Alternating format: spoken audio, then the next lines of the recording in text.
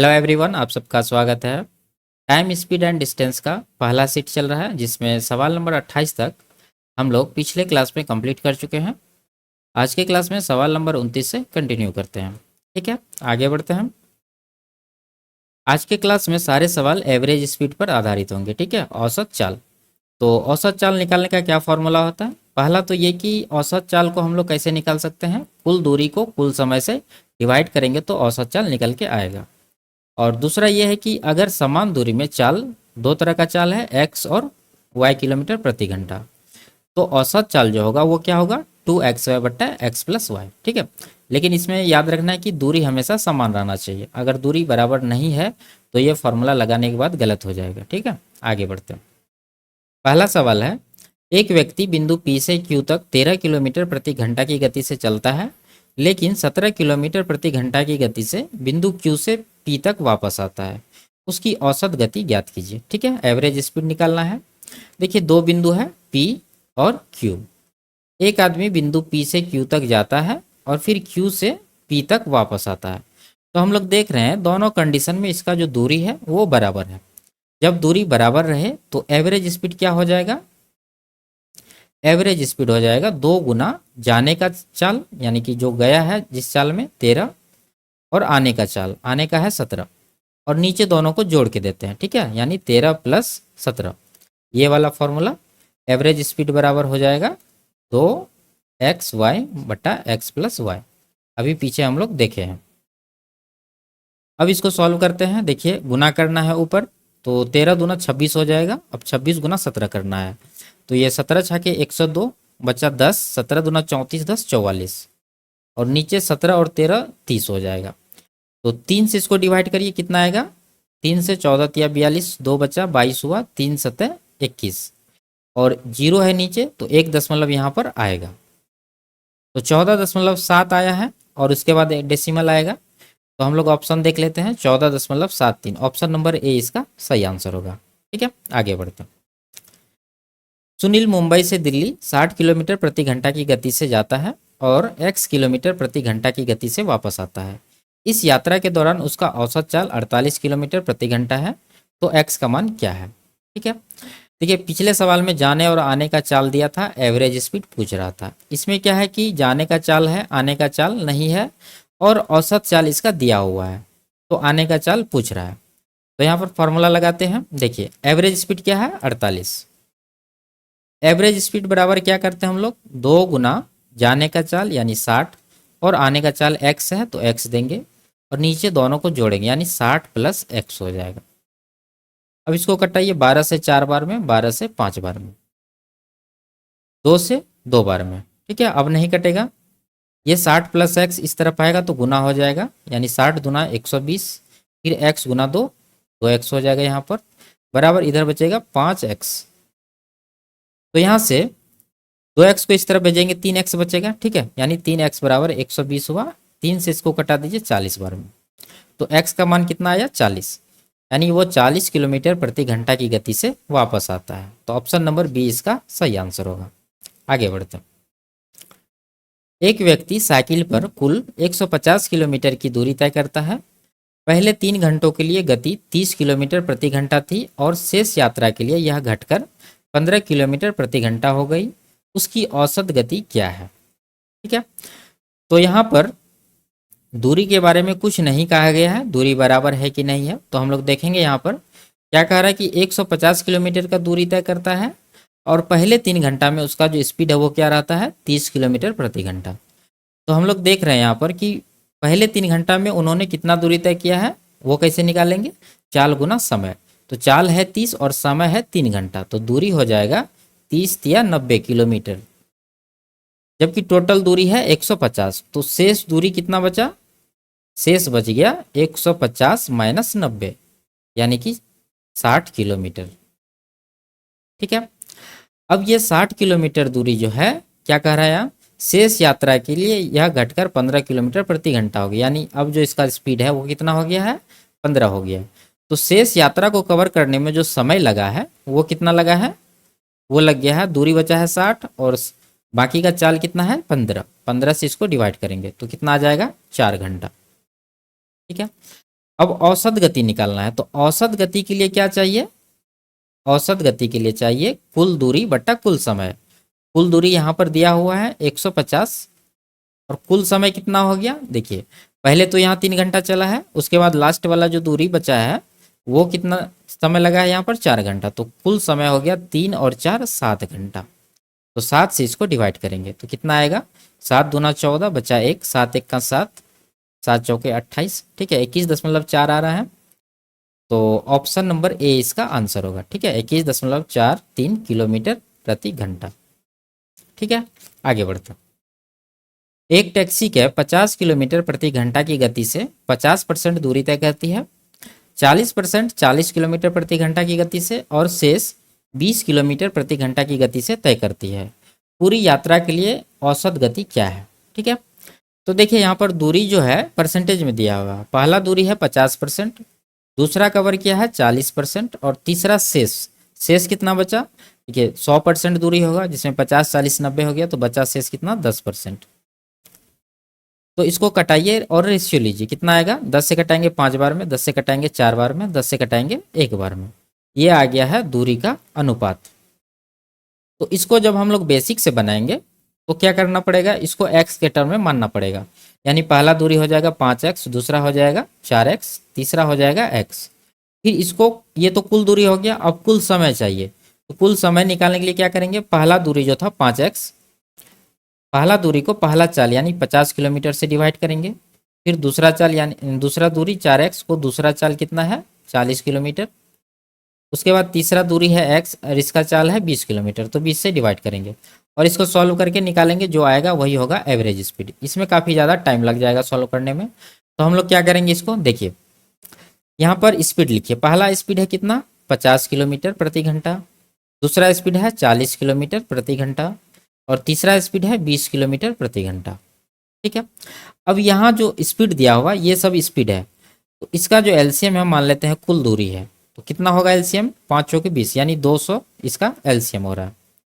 50 से डिवाइड करेंगे, 50 से डिवाइड करेंगे तो 4 आएगा, 40 से डिवाइड करेंगे तो 5 आएगा और 20 से डिवाइड करेंगे तो 10 आएगा। ठीक है, अब यहाँ पर जो ये दूरी का अनुपात हम लोग निकाले हैं ऊपर में, ये लिखिए। पहला स्पीड के सामने पहला दूरी 5, दूसरा 4, तीसरा 1 लिख दिए। अब क्या करना है देखिए, कुल दूरी बटा कुल समय चाहिए, तो कुल दूरी क्या हो जाएगा, यहाँ पर एवरेज स्पीड हम लोग निकाल रहे हैं, लिखते हैं यहाँ पर कुल दूरी बराबर हो जाएगा, ये जो एलसीएम में दूरी आया है 200 गुना, ये रेशियो को जोड़िए 5 4 9 9 1 10, यहाँ पर 10 से गुना करेंगे।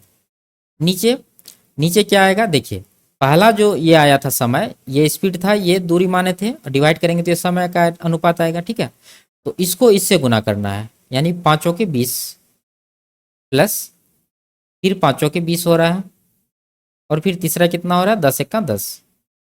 अब इसको गुना करिए, कितना आएगा, ऊपर आएगा 2000 और नीचे कितना आ गया 20 20 40 10 50। इसको कटाइए, 0 0 काट देते हैं 5 से 40 बार में, तो इसका जो एवरेज स्पीड आया है कितना आया है 40 किलोमीटर प्रति घंटा। ऑप्शन नंबर सी इसका सही आंसर है। जब इस तरह का सवाल रहे तो हम लोग हमेशा ये मेथड का प्रयोग करेंगे। ठीक है, आगे बढ़ते हैं।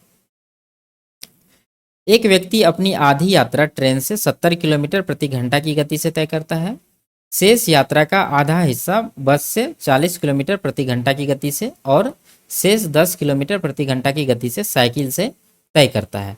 पूरी यात्रा के दौरान उसकी औसत गति ज्ञात कीजिए। ठीक है, देखिए पिछले सवाल के जैसा ही है, यहाँ पर दूरी क्या करा, आधी दूरी फिर से आधा दूरी, तो हम लोग मान लेते हैं 1/2 आधा होता है, इसको 2 बार, यानी कि कुल दूरी इन दोनों का गुणनफल यानी कि कितना हो जाएगा 4। ठीक है, कुल दूरी 4 यूनिट। अब देखिए यहाँ पर आधी दूरी, तो 4 का आधा कितना हो जाएगा 2। अब 2 आ गया, बचा कितना, शेष दूरी बचा 2 यूनिट। अब आगे क्या कह रहा है कि शेष यात्रा का आधा हिस्सा, शेष यात्रा तो 2 ही यूनिट बचा है, 2 का आधा 1। उसके बाद फिर आगे क्या कह रहा है, और शेष यात्रा, फिर अब जो 2 बचा था उसमें 1 तो आ गया, बचा कितना 1, अब 1 ही यूनिट बचा है, तो ये आ गया है दूरी का अनुपात। ये हमेशा सही होना चाहिए, नहीं तो सवाल गलत हो जाएगा। अब पहला स्पीड क्या है देखिए 70 किलोमीटर प्रति घंटा, दूसरा स्पीड 40 किलोमीटर, तीसरा स्पीड 10 किलोमीटर प्रति घंटा अब जो इसका एलसीएम होगा उसको मान लेते हैं कुल दूरी। एलसीएम कितना आएगा, 7 चौके 28, यानी क्या आ रहा है 280। डिवाइड करेंगे तो 4 आएगा, इसको डिवाइड करेंगे 7 आएगा, इसको डिवाइड करेंगे तो 28 आएगा। ठीक है। अब ये जो दूरी का अनुपात है ये इसके सामने लिखेंगे, 70 के सामने 2, उसके बाद 1, फिर 1। अब एवरेज स्पीड यहाँ पर हम लोग निकाल देते हैं। ये 280 है कुल दूरी यहाँ पर, और इसका जो रेशियो सबको जोड़िए, 2 1 3 1 4, 4 से गुना करेंगे। और नीचे कितना आएगा, 4 दूना 8 प्लस 7 एक्का 7 प्लस 28 एक्का 28।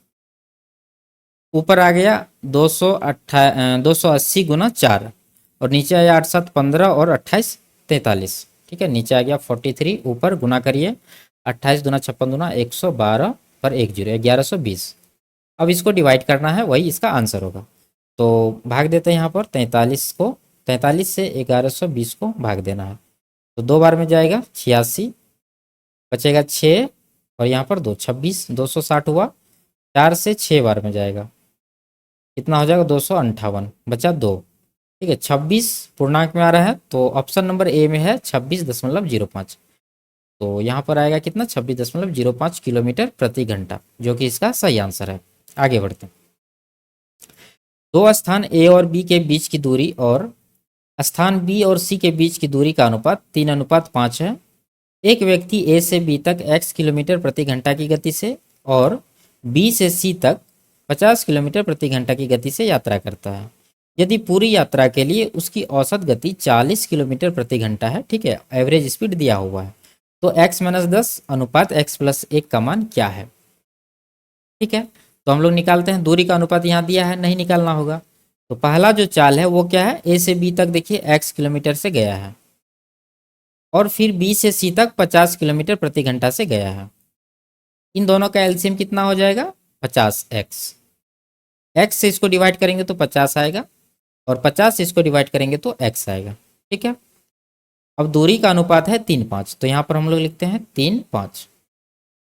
अब जो एवरेज स्पीड है वो कितना दिया हुआ है, 40, यानी 40 बराबर हो जाएगा। अब यहाँ से एवरेज स्पीड निकालिए। ये जो दूरी एलसीएम आया है 50x गुना अनुपात को जोड़ के 3 5 8 गुना करेंगे 8 से, और नीचे क्या आएगा, 50 दिया 150 प्लस इधर x प्लस x गुना 5 5x।